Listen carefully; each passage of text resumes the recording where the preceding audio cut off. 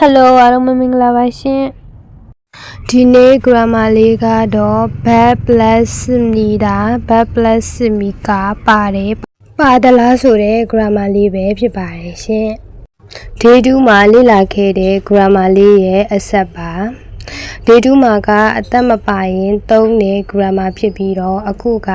အသက်ပါတဲ့ verb တွေရဲ့အနောက်မှာလိုက်တဲ့အရင်ကျေးတဲ့အသုံးနှုန်းဖြစ်ပါတယ်ဥပမာတွေကိုကြည့်ရအောင်နိုင်ရှိနဲ့ဂျိုစမီတာနိုင်ရှိဆိုတာယာတီဥတုဂျိုစမီတာကောင်းပါတယ်နိုင်ရှိနဲ့ဂျိုစမီတာယာတီဥတုကတော့ကောင်းပါတယ်ဟန်ဂူကောဒန်အော်ရီယစမီတာဟန်ဂူကောဆိုတာကိုရီးယားဘာသာစကားကိုပြောတာဖြစ်ပြီးတော့အော်ရီယတာအော်ရီယစမီတာဆိုတာခက်ခဲပါတယ်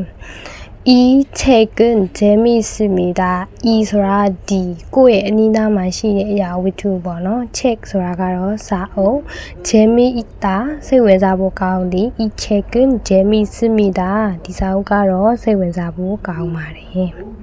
နောက်တစ်ခုကတော့ bad plus မီကပါဒလားဆိုတဲ့ grammar လေးကိုကြည့်ကြည့်ရအောင်날씨는 좋습니다. 야디우두가ကောင်းပါတယ် 날씨는 좋습니까?ရာသီဥတုကကောင်းပါသလားဒီမှာဂျိုစမီတာဆိုတဲ့ကောင်းပါတယ်ဆိုတာကနေဂျိုစမီကကောင်းပါသလားဆိုပြီးတော့ပြောင်းသွားတာပေါ့နော်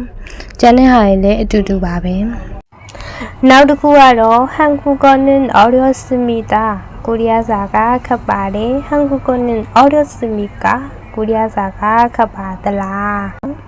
이 책은 재미있습니다. ဒီစာအုပ်ကစိတ်ဝင်စားဖို့ကောင်းပါတယ်။ 이 책은 재미있습니까? ဒီစာအုပ်ကစိတ်ဝင်စားဖို့ကောင်းပါသလား။အတူမှတ်မယ်ဆိုရင်တော့မေးဖို့မေးချင်ရင်အသက်ပါတဲ့ verb ရဲ့အနောက်မှာစမီကလိုက်ပြီးတော့အဲ့ဒီမေးခွန်းကိုဖြည့်ဖြည့်မယ်ဆိုရင်အသက်ပါတဲ့ verb ရဲ့အနောက်မှာစမီတာလိုက်ပါတယ်ဒီလိုလေးမှတ်ထားရရင်နော်။ဒါဆိုရင်နားလည်မယ်လို့မျှော်လင့်ပါတယ်။အားလုံးမနောက်ဗီဒီယိုမှာပြန်တွေ့ချပါမယ်။ Bye bye